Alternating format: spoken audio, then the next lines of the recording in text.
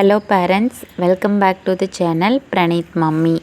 இன்றைக்கி இந்த வீடியோவில் ஆட்டிசம் குழந்தைங்கள பார்க்கு கூட்டிகிட்டு போய் விளையாட வைக்கிறதுடைய இம்பார்ட்டன்ஸ் பற்றி பார்க்கலாங்க. ஸோ பிரணீத் எப்படி பார்க்கில் என்ஜாய் பண்ணுறான் அப்படிங்கிறதையும் இந்த வீடியோவில் பார்க்கலாங்க.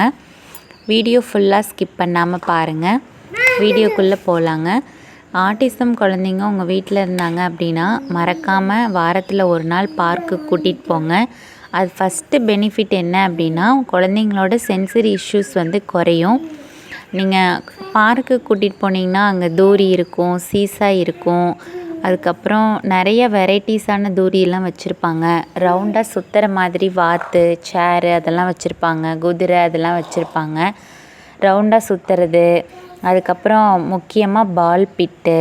ஸோ இதிலெல்லாம் விளையாட வைக்கிறது மூலயமா குழந்தைக்கு ஒரு நல்ல சென்சரி இன்டிக்ரேஷன் தெரப்பியாக அமையும். நீங்கள் ஆக்குபேஷ்னல் தெரப்பி கூட்டிகிட்டு போனீங்கனாலும் அங்கேயும் பால் பிட்டு, பேலன்ஸ் போர்டு, சீசா, அதுக்கப்புறம் தூரி இதெல்லாமே வச்சுருப்பாங்க. ஸோ அவங்களும் ப்ளே தான் கொடுப்பாங்க.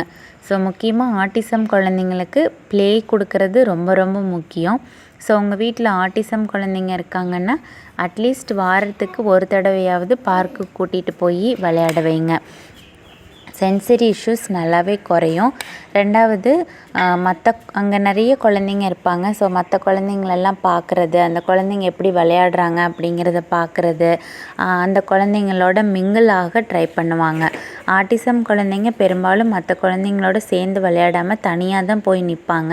தனியாக போய் பார்க்கு கூட்டிகிட்டு போனீங்கன்னா மண்ணை எடுத்து மற்றவங்க மேலே வீசிட்டு இருப்பாங்க.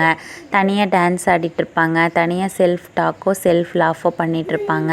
மற்ற குழந்தைங்களோட விளையாடாமல் தனியாக சுற்றிக்கிட்டு இருப்பாங்க.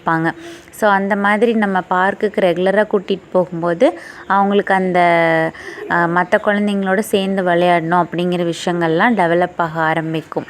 ஸோ திருப்பூரில் இருக்கிற பார்க்குக்கு நான் நிறைய டைம் பிரணீத்தை கூட்டிகிட்டு போயிருக்கேங்க. ஆனால் இந்த புறாக்களோட விளையாண்டதில்லை. நாங்கள் அங்கே இருக்கிற ப்ளே ஏரியாஸ்க்கு தான் முக்கியமாக கூட்டிகிட்டு போவேன். அங்கே இருக்கிற ப்ளே ஏரியாவில் அவனை நல்லா விளையாட வச்சு அங்கே இருக்கிற குழந்தைங்கள, நார்மலான குழந்தைங்களெல்லாம் பார்க்க வைக்கிறது, அந்த குழந்தைங்களோட மிங்கிள் பண்ணுறது, அந்த குழந்தைங்களோட சேர்ந்து தூரி ஆடுறது, சேர்ந்து சீசா விளையாடுறது, சேர்ந்து ரவுண்டாக குதிரை இருக்கும் அதில் சுற்ற வைக்கிறது அப்படின்னு சொல்லிட்டு அதை தாங்க நான் மெயினாக பண்ணிகிட்ருப்பேன். இந்த மாதிரி புறாக்களோட விளையாண்டதில்லை. ஸோ இன்றைக்கி கொஞ்சம் மைண்டுக்கு ரிலாக்ஸாக இருக்கட்டும் அப்படின்னு சொல்லிட்டு பிரணீத்தை புறாக்களோட விளையாட வைக்கிறதுக்கு கூட்டிகிட்டு போயிருந்தேன். அவன் ரொம்ப சூப்பராக என்ஜாய் பண்ணான். நீங்கள் பார்த்தீங்கனாலே தெரியும் பிரணீத் எந்த அளவுக்கு அந்த பேர்ட்ஸோட என்ஜாய் பண்ணுறான் அப்படின்னு சொல்லிட்டு. எங்கே போனாலும் நம்மளுக்கு இந்த மாதிரி ஒரு அட்மாஸ்ஃபியர் கிடைக்குமா அப்படிங்கிறது எனக்கு தெரியல. பட் திருப்பூர் பார்க்கில் இவ்வளோ சூப்பரான ஒரு அட்மாஸ்ஃபியர் இருக்குங்க.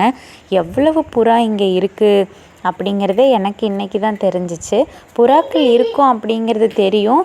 ஆனால் பார்த்திங்கன்னா ஒரு 10-15 புறா மட்டும்தான் கீழே அங்கேயும் இங்கேயும் நடந்துகிட்ருக்கோம். கொஞ்சமாக கையில் நாங்கள் ஸ்நாக்ஸ் வாங்கி போட ஆரம்பித்தோம். பார்த்தா ஏகப்பட்ட புறா எங்கேருந்து வந்ததுன்னே தெரியல. அவ்வளோ புறா வந்துருச்சு. ஒரு 100 புறாக்கு பக்கமாக இருக்குங்க. நாங்கள் ஒரு 1 hour 1.5 hours மேலே இந்த புறாங்கள்கிட்டயே விளையாண்டுருப்போம்.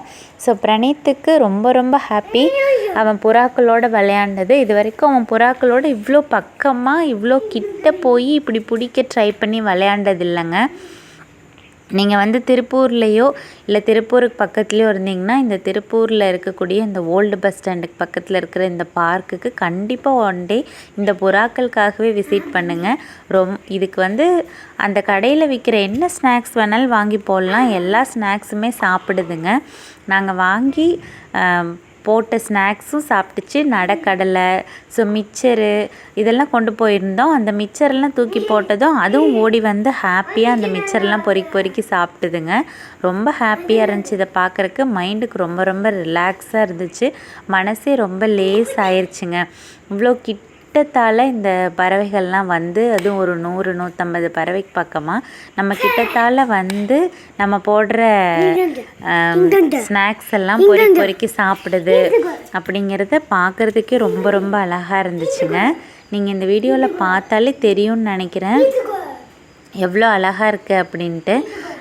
நாங்கள் வந்து மத்தியானமாக போவோம், ஒரு ஈவினிங் டைமில் ரிட்டன் வந்துடுவோம். ஸோ ஈவினிங் டைமில் தான் அதிக புறாக்கள் வருதுங்க. ஸோ ஒரு ஈவினிங் டைம் விசிட் பண்ணிங்கன்னா செம்மையாக என்ஜாய் பண்ணலாங்க. இந்த வீடியோ உங்களுக்கு பிடிச்சிருக்குன்னு நினைக்கிறேன். Thank you so much.